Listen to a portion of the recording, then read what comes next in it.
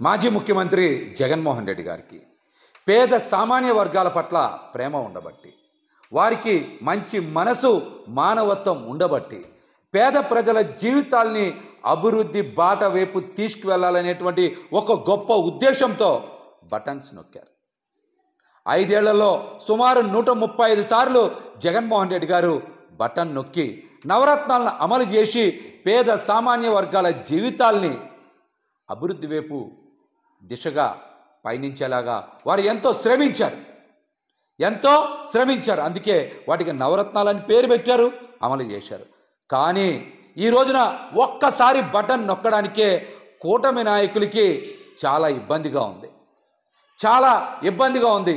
అందుకనే సూపర్ 6 పేద ప్రజల జీవితాలు పీకలు నొక్కడానికే అబద్ధపు హామీలు ఇచ్చారు, మోసపూరిత ప్రకటనలు చేశారు.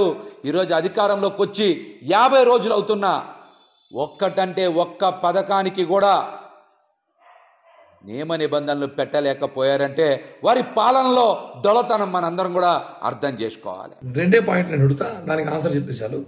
నెంబర్ 1, జగన్మోహన్ రెడ్డికి ప్రజల మీద ప్రేమ ఉంది కాబట్టి బటన్ నొక్కాడంట. ఓకే, ప్రేమ ఉంది. ప్రజలకి జగన్ మీద ప్రేమ ఉండాలి కదా. జగన్మోహన్ రెడ్డి మంచి చేస్తుంటే ప్రజలు 11 సీట్లకే పరిమితం చేసేవాడు కాదు కదా. అంటే అర్థం చేసుకోండి, మీరు చేసినంత ఫేక్ డ్రామాలు, ప్రజల డబ్బులు ప్రజలు పంచడము, మీరు దోచేసి మిగిలిన డబ్బులు ప్రజలు పంచారని చెప్పి ప్రజలకు తెలుసు కాబట్టి ప్రజలకు మీ మీద ప్రేమ లేదు. ఏదో ట్యూషన్ నేర్చుకోవాలంట జగన్మోహన్ రెడ్డి దగ్గర, చంద్రబాబు గారు, పవన్ కళ్యాణ్ గారు నేర్చుకోవాలంట. ఒకటి అడుగుతుంది, ఏ ట్యూషన్ నేర్చుకోవాలైనా? బాబాయ్ని అంటే చంపేయాలి, బాత్రూంలో చంపాలా, బెడ్రూమ్లో చంపాలా, బీసీ ఎస్సీ నాయకుల్ని ఎలా కొట్టాలి, ఎలా చంపాలి, చంపేసిన వాళ్ళని ఎలా వెనకేసుకుని తిరగాలి, అమ్మ చెల్లెల్ని ఆస్తుల కోసం ఎలా బయట తరిమేయాలి, ఇవి నేర్చుకోవాలా? ట్యూషన్ నేర్చుకోవాలంటావు? అది ఏం నేర్చుకోవాలి చెప్తే నేర్చుకోవాలని చూద్దాం.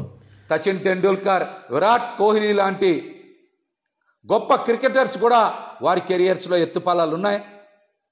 సెంచరీ కొట్టారు, హాఫ్ సెంచరీ కొట్టారు, సింగిల్ డిజిట్కి పరిమితమయ్యారు. కానీ తదుపరి వారి కెరియర్లో డబుల్ సెంచరీ కొట్టారు, ట్రిపుల్ సెంచరీలు కొట్టారు.